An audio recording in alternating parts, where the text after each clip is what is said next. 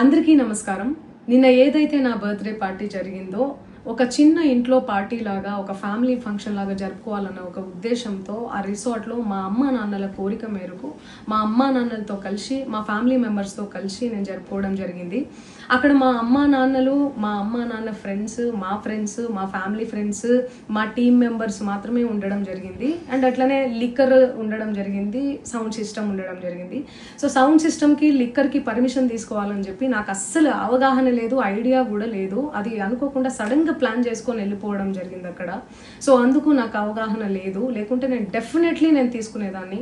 నాకు అసలు గైడెన్సీయే లేదు. ఎవరైనా గైడ్ చేసినా కూడా నేను పర్మిషన్ తీసుకునేదాన్ని, లేకపోతే నేను ఎందుకు ఇలా తెలిసి చెయ్యను కదా. సో ఇదంతా ఇలా తెలిసి అయితే నేను తప్పు చేయలేదు, తెలియకుండా ఇది జరిగిపోయింది. అండ్ అక్కడ లోకల్ లిక్కర్ తప్ప అసలు వేరే ఏ ఇతర పదార్థాలు, మత్తు పదార్థాలు కానీ వాడడం అసలు జరగలేదు. అక్కడ దొరకలేదు కూడా, పోలీసులు సెర్చ్ చేసినా కూడా.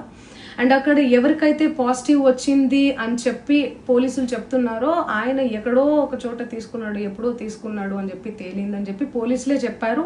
అండ్ అది ఇన్వెస్టిగేషన్ కూడా జరుగుతుంది. మేము కూడా పోలీసులకు కోఆపరేట్ చేస్తున్నాము. అండ్ నేను ఎందుకు ఇలా చేస్తాను, అసలు నాకు తెలిసి ఎందుకు చేస్తాను, మా అమ్మా నాన్నలతో దట్టు మా అమ్మా నాన్నలు పెట్టుకొని ఇలాంటివి నేను ఎంకరేజ్ చేస్తానా, ఇలాంటివి చెప్పండి.